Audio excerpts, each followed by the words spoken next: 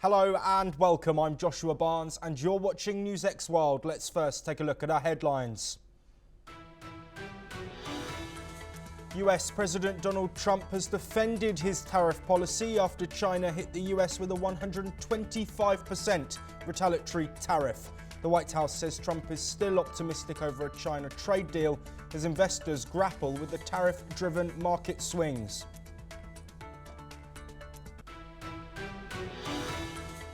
US and Iranian officials are set to meet in Oman over a nuclear deal, the first direct talks between the nations in a decade.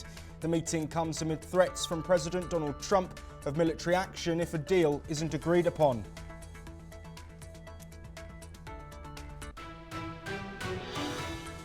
Meanwhile, President Trump has urged Vladimir Putin to get moving on a ceasefire in Ukraine as the Russian president meets with US envoy Steve Witkoff. Overnight Russian strikes have been reported in Ukraine, targeting Kyiv and other major cities. Meanwhile, US and Ukrainian officials have met to discuss a minerals deal. Reuters report that sources close to the matter indicate no major breakthroughs, with an antagonistic atmosphere in the meeting.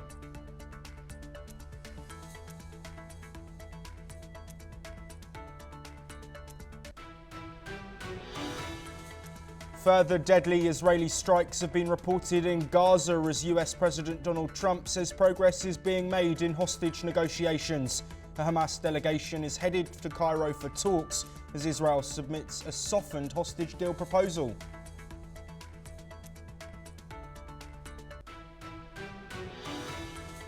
A bomb has exploded outside of the offices of Greece's main railway company with no reported injuries. Police are investigating amid continued anger over the country's worst rail disaster in 2023 that killed 57 people. Former South Korean leader Yoon Suk-yeol has left his residence surrounded by supporters following his impeachment ruling. Yoon still faces a criminal trial for his short-lived martial law declaration. An LA judge has ruled that a resentencing hearing for Kyle and Eric Menendez can go ahead. The brothers are serving a life term for the 1989 murder of their parents, though a recent Netflix documentary raised new evidence of abuse by their parents.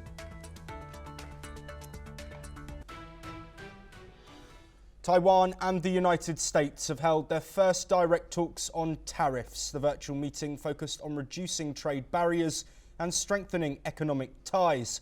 Taiwan had faced the threat of a 32% tariff from the US, but officials acted swiftly, offering zero tariff proposals, increased purchases and investment plans. Taipei's trade office says both sides are eager for more discussions soon. Key issues included reciprocal tariffs, non-tariff trade barriers and export controls. The US Trade Office hasn't yet commented, but the talks come days after President Trump signalled temporary relief on new tariffs for several trading partners while stepping up pressure on China. Taiwan, home to chip giant TSMC, has long pushed for a free trade deal with Washington, and despite lacking official ties, the US remains its top supporter and arms supplier.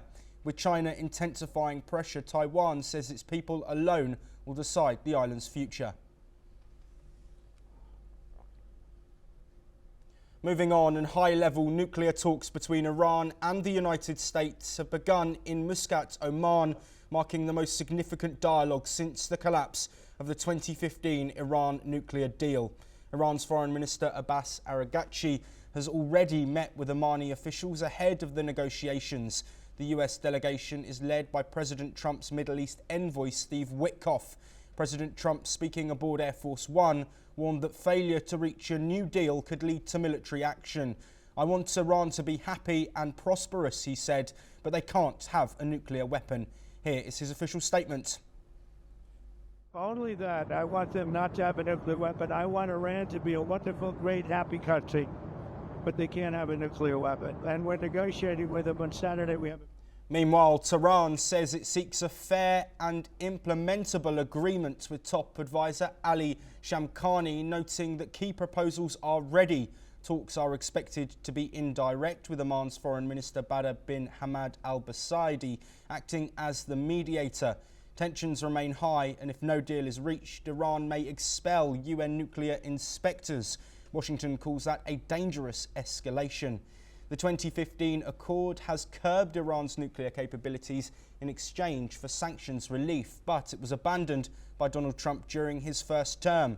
Now all eyes are on Muscat as both sides edge towards either diplomacy or confrontation. Well, joining us to discuss these developments and this conversation to be taking place today in Oman is Gautam Mukherjee, a senior journalist joining us from New Delhi. Gautam, thank you very much for being here with us. These talks are high stakes and Trump has threatened action if a deal can't be agreed. Why is it so important for the US that a nuclear deal is agreed with Iran? Partially because Iran has advanced considerably in terms of its nuclear weapons program, even though it's disguised as a nuclear power program. And all intelligence received by the United States and Israel indicate that unless something is determined here and now, that there will be a nuclear weapons power very shortly. So America is determined to stop that because it will totally destabilize the Middle East. If Iran gets it, then Saudi Arabia will want it. Israel, fortunately, already has it. And the whole area could become highly volatile with none of the parties backing down on the strength of their nuclear weaponry.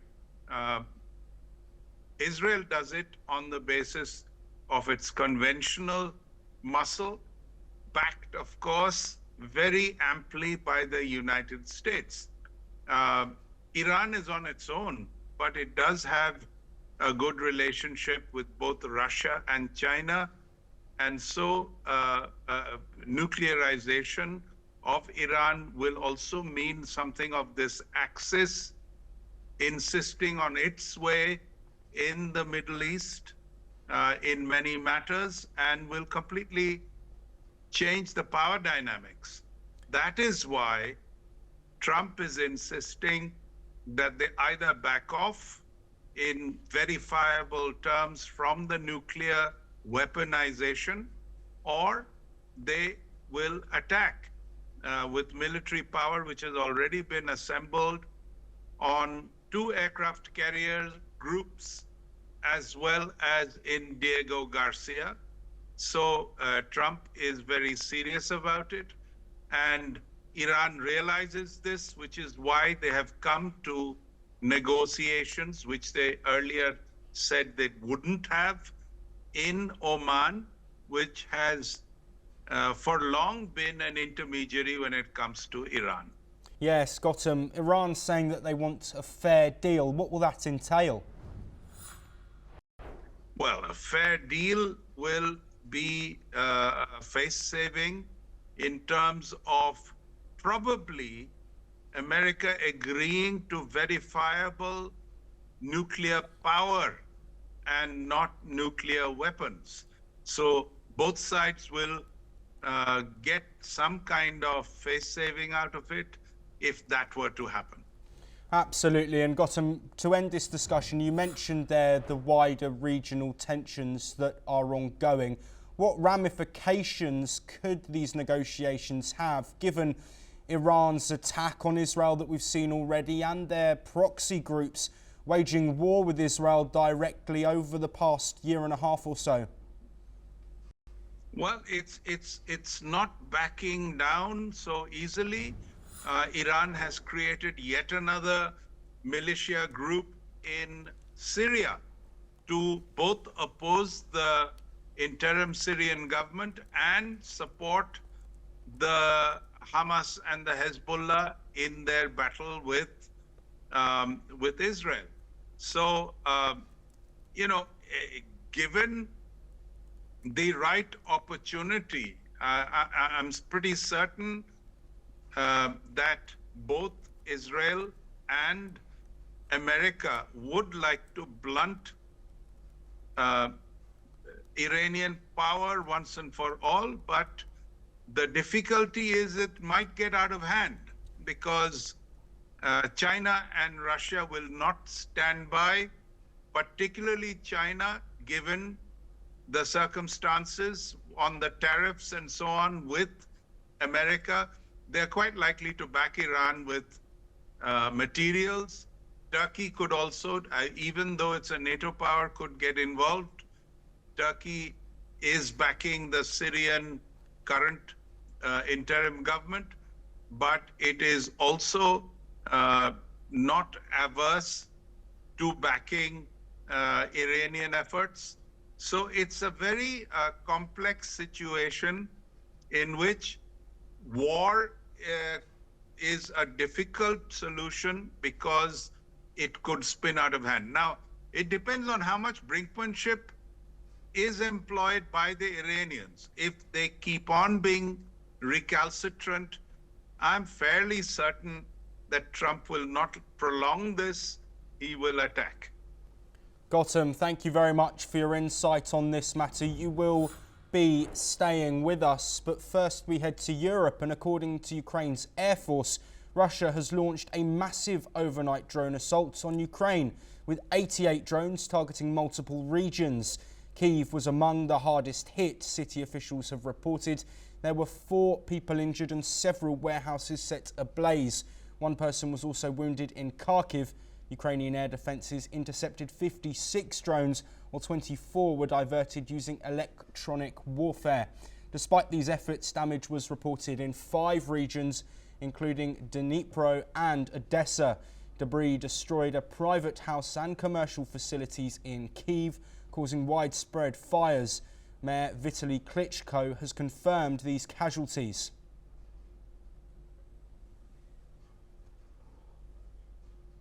We head back to the Middle East, and according to reports, Israel has slightly reduced its demands in a proposed hostage deal with Hamas.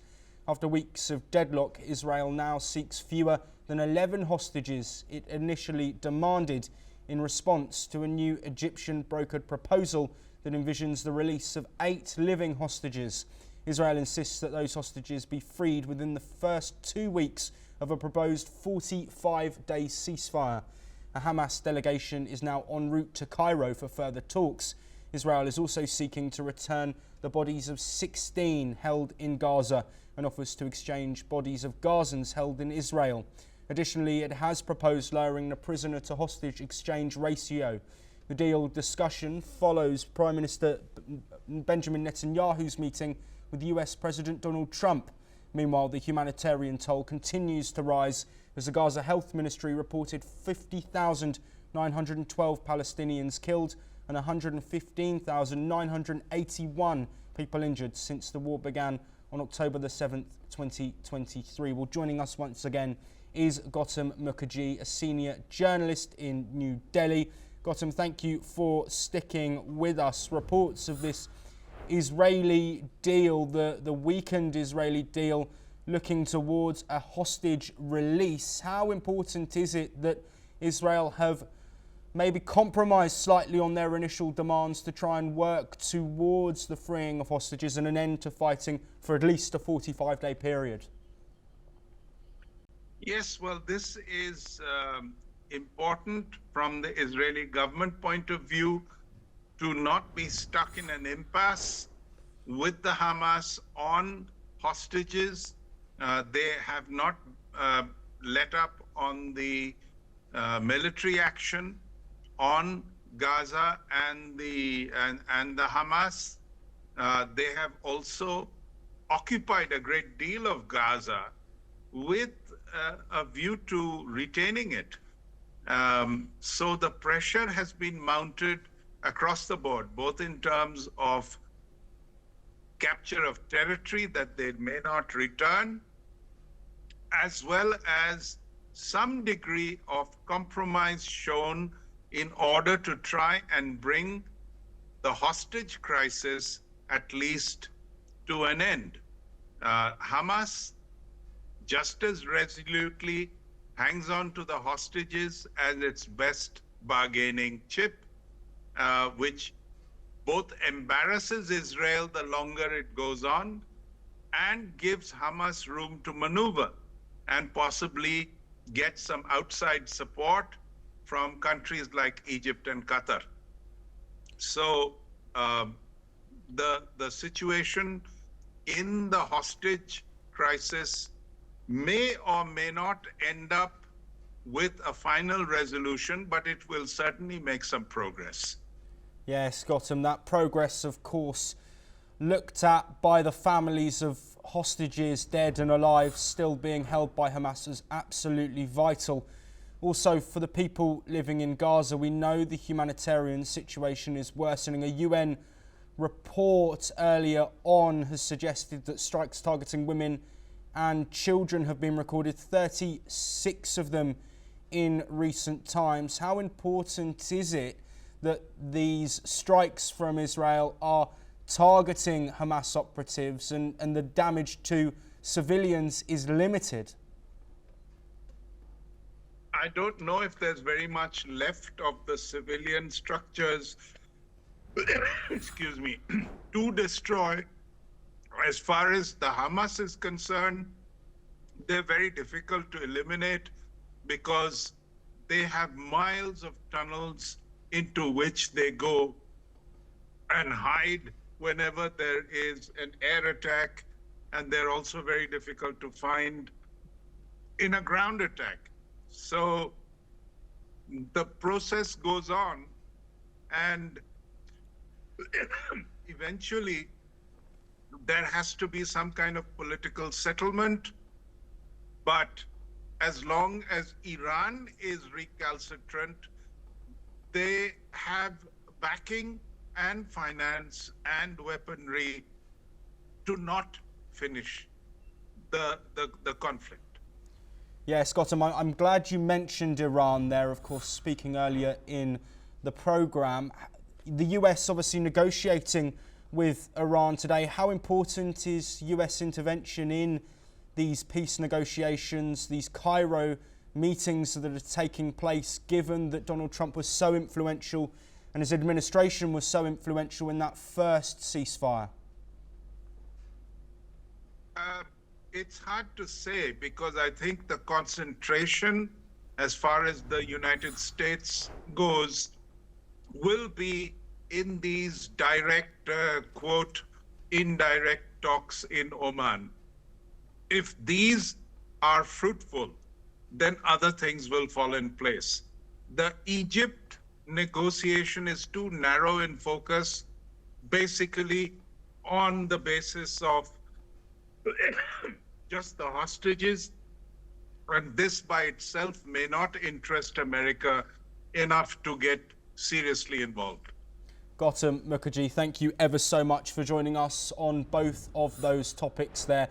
The situation continuing to evolve in the Middle East, in Iran, Israel, and also in the Gaza Strip. We will be across all of those developments.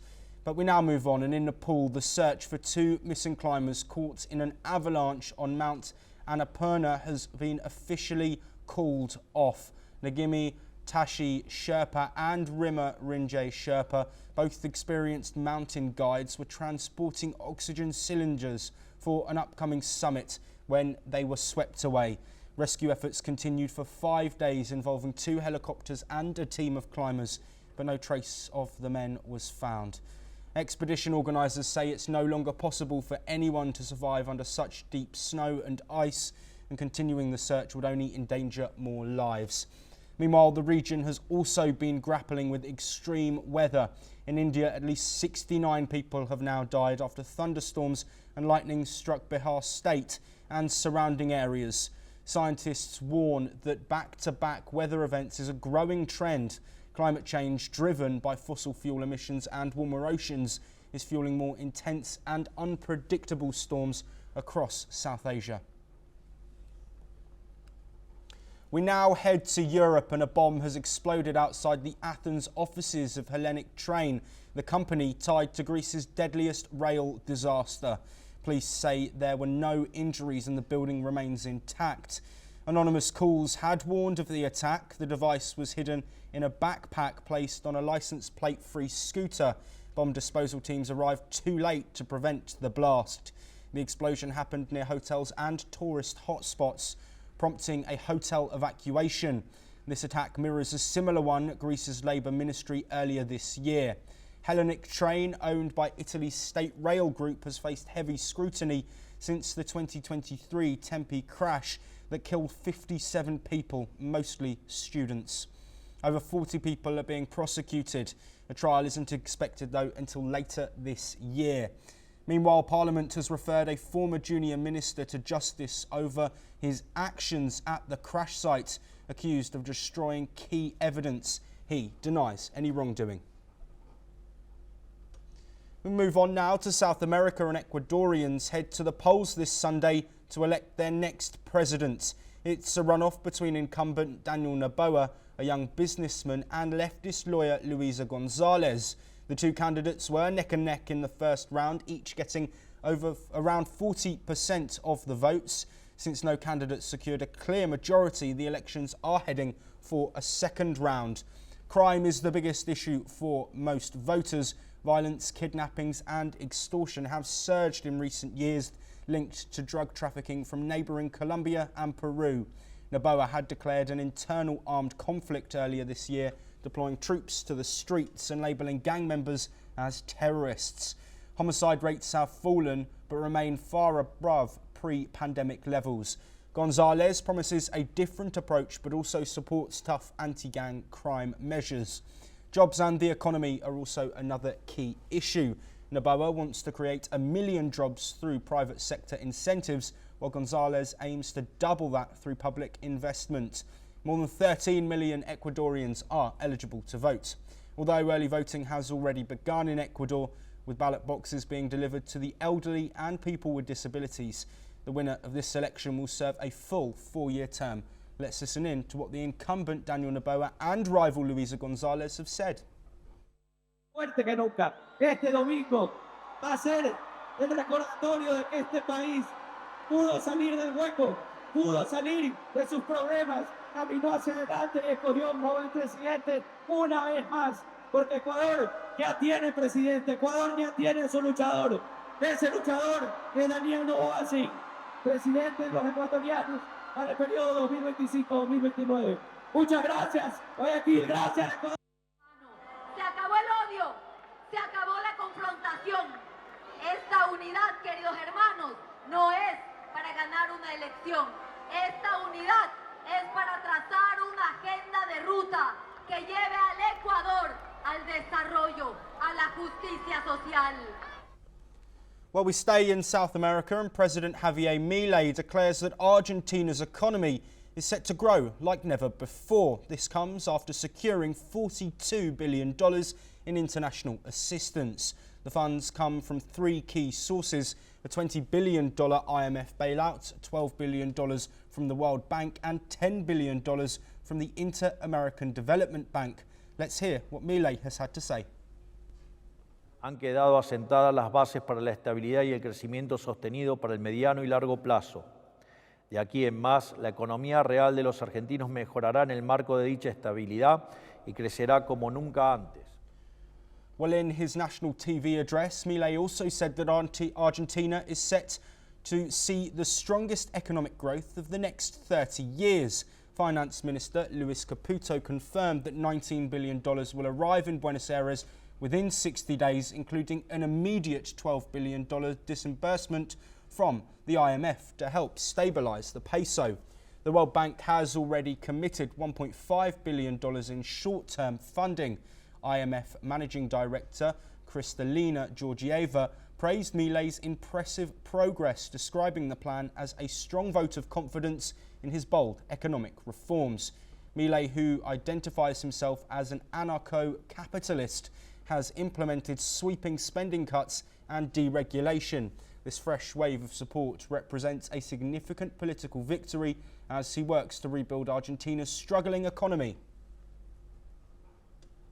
Moving on, and Turkish President Recep Tayyip Erdogan told his Syrian counterpart Ahmed al-Sharaa that Ankara will continue its diplomatic efforts to lift international sanctions on Syria. This came during a meeting between Erdogan and al-Sharaa on the sidelines of the Antalya Diplomacy Forum. The three-day Antalya Diplomacy Forum, which kicked off in the Turkish city of Antalya, is centred on the theme Reclaiming Diplomacy in a Fragmented World. A Syrian Foreign Ministry statement said the talks emphasised Turkey's support for the Syrian people for reconstruction and lifting the economic sanctions on Syria. The talks also addressed strengthening joint cooperation between the two countries in different sectors.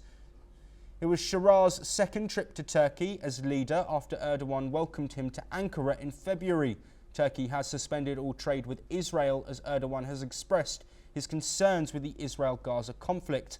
We will not allow Syria to be dragged into a new vortex of instability, Erdogan said in his speech at the forum. Let's listen in to the president's comments. Meseleleri diyalog yoluyla çözme tavrımızı kimse yanlış anlamamalı, yanlış yorumlamamalı. Sükunetimiz birilerini çok hatalı heveslere sürüklememelidir. Moving on now, and the Dominican Republic, a 53-hour search has now ended following the tragic roof collapse at the legendary Jet Set nightclub in Santo Domingo. The disaster, which struck early on Tuesday, has claimed the lives of 222 people and left more than 200 others injured. Nearly 24 are still in the hospital, with several in a critical condition. The devastating tragedy is being called the worst in the country's recent history and has raised serious concerns about the safety of infrastructure in the capital and wider regions. While authorities are still investigating the cause of the collapse, the government has formed a technical team to look into the incident and provide answers to the grieving families. We head to the Indo-Pacific now, and Seoul Mayor Oh Si-hoon has confirmed he will not be running in the June 3rd presidential election, apologising for the failure of former President Yoon Suk-yeol's government. His announcement, made at the People Power Party's headquarters in Western Seoul, came as a surprise, as many had expected him to enter the race following Yoon's removal from office after his failed martial law attempt. Other Conservative politicians, including former Labour Minister Kim Moon-soo and ex-PPP leader Han Dong-hoon, have already declared their candidacies. Meanwhile, former President Yoon Suk-yeol left the presidential residence in Seoul after being stripped of his duties. He was seen embracing supporters and shaking hands with people holding Yoon Again placards before departing in a police-led convoy. Former president has moved back with his wife and their 11 dogs and cats to their apartment in an upscale district of Seoul, close to the prosecutor's office where the impeached leader worked before entering politics. Despite his departure from office, Yoon faces a criminal trial on charges of insurrection related to his martial law declaration. South Korea is gearing up for its upcoming presidential election, with opposition candidate Lee Jae-myung currently in the lead in polls, according to local media.